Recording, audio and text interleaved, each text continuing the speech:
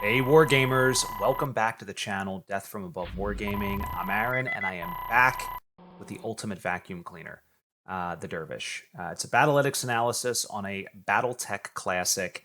Uh, this thing, the original artwork is absolutely fantastic. It does look like it has two vacuum cleaners for hands, but in fact they are missile launchers.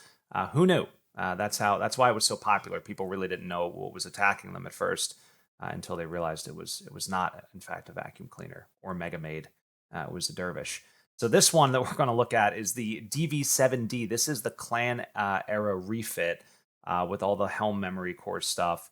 And I thanked God that this one did not have an XL Fusion engine on it. Spoiler alert. I just got the good old standard Fusion variety, which I love.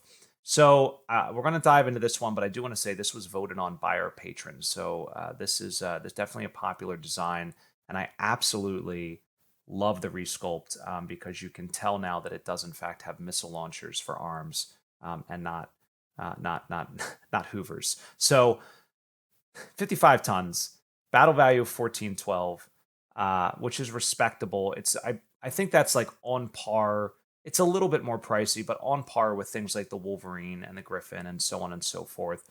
Although I might be thinking of the 3025 eras, which are around the 1200 mark. So 1400 probably is about right. The thing that I like about this is it is a 585. You can get that extra bump in your target mod, which is absolutely huge for survivability. And jumping 5 is like a significant distance. Like, when we looked at the Highlander, like it's got, a jump value of 3. Like you're not really doing much except for like a good vertical jump to get up to, a level 2 or something along those lines. Jumping over a mech maybe if somebody's dumb enough to move right next to you. But largely it's not getting you much. Whereas a 5 jump, I think that's where it really starts to open up options to use it as a viable defensive or offensive mechanism. All right. Anyway, so dissipation, it's got 20.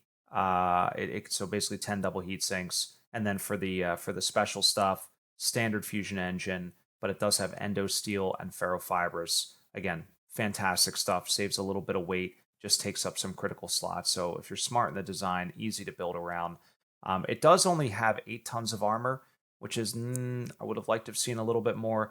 77.3% of armor coverage, which is, again, that's sort of the average. 75% is about what I've seen as the average for this era of inner sphere mech. So let's take a look at that central diagram. Again, no hand actuators. It has vacuum cleaner, missile launchers, and it does have upper and lower arm actuators. So it can't do any arm flipping or anything crazy like that. Armor distribution's okay. It's a little light on the arms, it seems silly considering each arm is packing a Streak 2 and a medium laser. But the left torso, right torso, each packing the LRM-10, as well as all the ammo, is pretty much maxed out. So I appreciate the intelligence around the design there. In terms of service history, again, came into play around 3047. Based on what I saw on Master Unit List, it does stay in service pretty much all the way through the Ill Clan era. So, pretty basic and reliable design. The other thing I'll point out is this does have case in both the left torsos and the right torsos, and because it does not have that silly XL engine, it can sustain an ammo detonation. It will take out the torso and an arm. However, the mech will still be functional. You can it can happen on both sides. You won't have any weapons, but you could just like headbutt dudes, I guess. But yeah, it'll still be functional, which is great. So the case, very much a useful part of the design on this particular mech. So why don't we take a look at the offensive and defensive benchmarks? I really don't know what to expect, but let's see.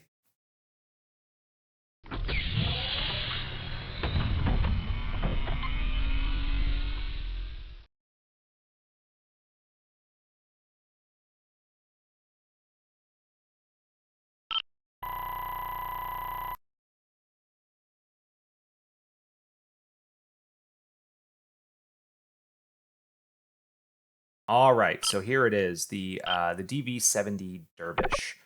So the first thing you will notice here is there's really not much of an opportunity to build up heat with this particular mech. The 20 heat sinks, right? The double heat sinks there do an excellent job of handling just about everything.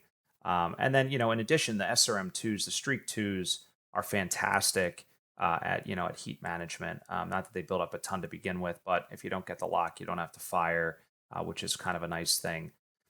Overall damage is fairly low, 132.5. This thing is not like a killing machine like the Highlander that we just looked at, or even the Caesar, which had a significantly higher number even after it was adjusted for its deaths and things like that. This Dervish, it's an okay performer in the damage department. The average time to kill on the Javelin and the lethality sim was 11.26, so that's south of the average, not very good. 31% of the time, it didn't even get a kill or register the kill in 10 turns. And then, most of the kills that it does get are CT kills, but notice the number of engine kills and the number of critical hits generated, right? So that's where I think the value here potentially is in the fact that it's shooting a lot of little clusters between the LRM-10s, the SRM-2s, the twin medium lasers. It's just kind of pewing away at things. So you will build up crits. So that tells me sort of out of the gate that this is a good mech to pair with something that can bore holes in things like, I don't know, a Devastator or something along those lines, where you can just then shotgun the Dervish in and hope to generate, a lot of critical hits, because that's how you're going to take mechs out, I think, with this particular design. You're not going to wear it down, with withering hails of gunfire. I would be remiss to even say that it's like a light killer, because again, I guess if you have a good pilot in it and you can land both LRM-10s, like, you're going to do some significant damage to something like a Locust or a Wasp, but I don't really think that that's what this primary role is for. Again, it's only a 5.8. It could definitely like pursue light mechs and chase them down and do some hurt to them. But just as I'm looking at it now, I'm sort of thinking of it more as supporting a heavy or a bigger, assault lance, where it's just in there spraying bullets, and people aren't really paying attention to it because, again, it's like it's the small fish in that particular lance. But anyway, why don't we take a look at the defensive side of things and see how that influences what we think about the Dervish. Defensively, Dervish isn't really bad at all.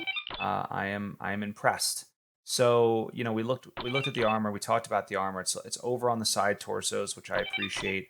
Under on the arms, which is questionable, but I guess you got to make that trade somewhere. The legs are also a little under.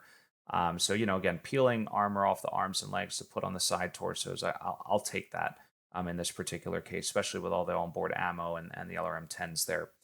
On the mobility side, it does pretty well. So the average target mod over 12 turns is 2.91, and you can see it dropping as low as 2.5. Like 7.5% of the time, it's going to take a motive hit on the leg. So that means 7.5 out of 100 shots, or 75 out of 1,000 shots, however you want to think about it, is going to be a leg actuator hit. And you can see those, again, we talked about it, leg armor, a little bit under spec. So it does make it a little bit easier to get in there. However, those legs are packed out with jump jets, which is important because the critical slots, it's only 2/3 of a chance to hit a leg actuator as opposed to a 100% chance. So that does make a difference. So survivability, again, I'm impressed here. I'm very impressed, 84.8%.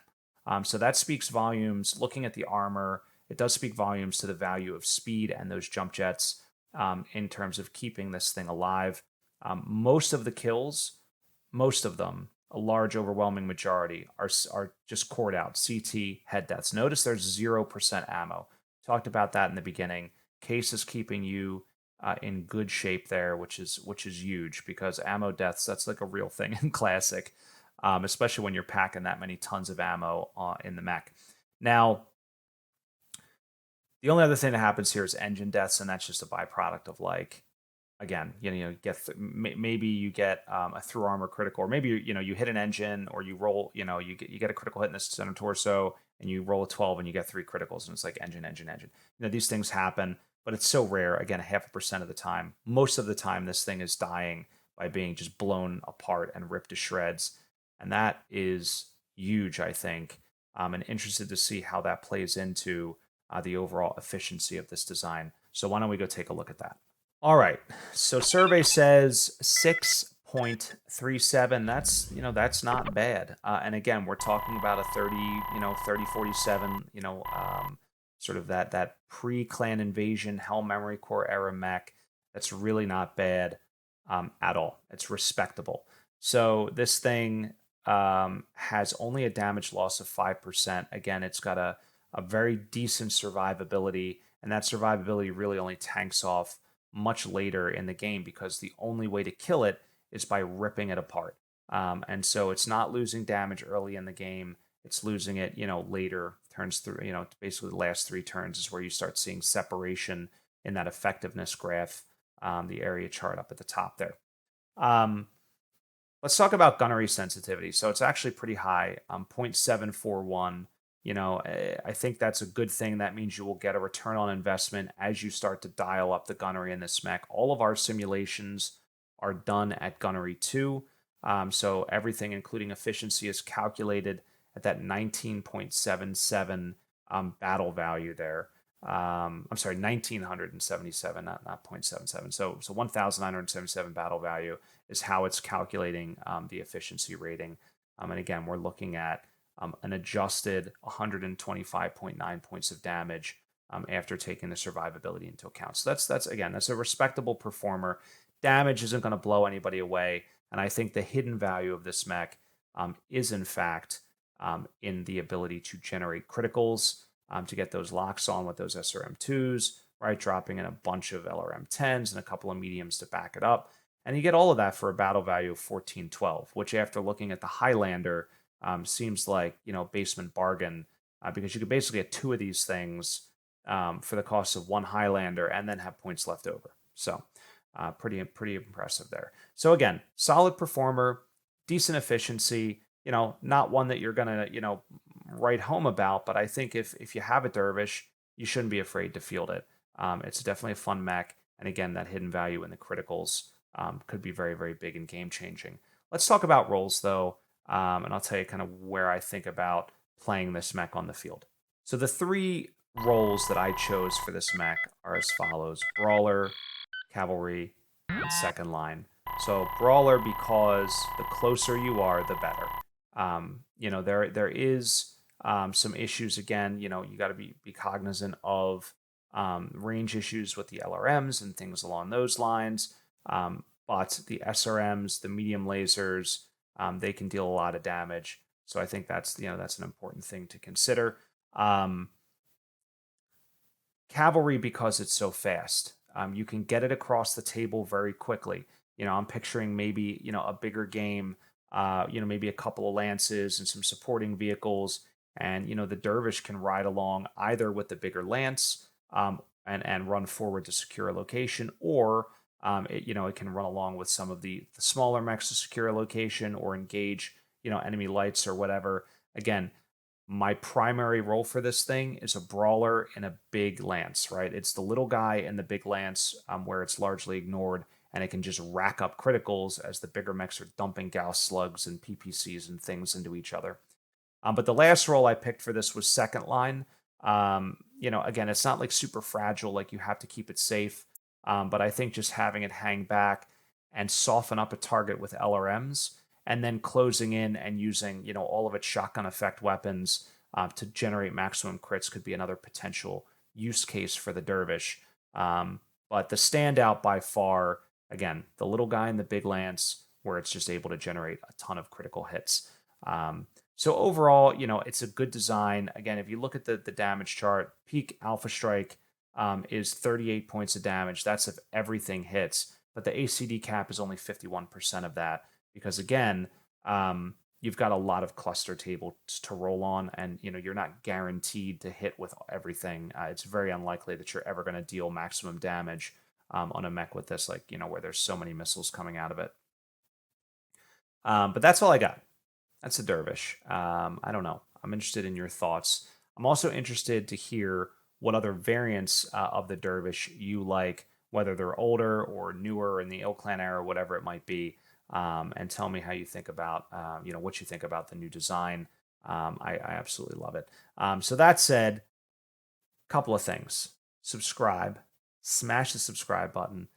smash the thumbs up button, and leave a comment. Anything. Just tell me anything. Anything you want. Tell me your favorite mech in the world. Tell me anything about BattleTech. I don't want to know about your personal life.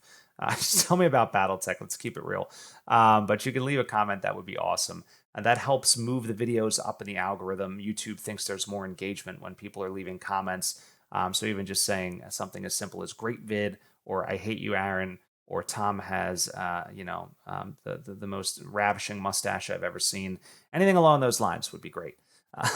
The other thing is, if you want to help out the channel, you can head on over to Patreon. It's how we keep the lights on and the cameras rolling. We might actually be upgrading the cameras soon in the studio. I don't know. We gotta check the finances, but we're thinking about upgrading to the latest GoPros, GoPro 11s, which have great new features. Should potentially shoot a nicer picture as well as they've got a bigger sensor. So we may be doing that, and that is all because of our patrons. So thanks to all of the patrons out there for throwing us a couple bucks every month. We really, really, really appreciate that. And it helps us to continue to elevate our game, but also to bring you new content every week. So thanks to those guys. And if you want to join them again, head on over to Patreon. Lastly, Aries Games and Minis, guys. Don't forget to check out Aries Games and Minis and check out terrainify.com. Phenomenal terrain over there. For BattleTech and for any of the other war games that you might be into, and RPGs like D&D as well. Some great stuff out there. So check those guys out. But that said, I'm all done. Thank you so much for watching. And of course, stay tuned. Always great stuff coming from Death from Above Wargaming.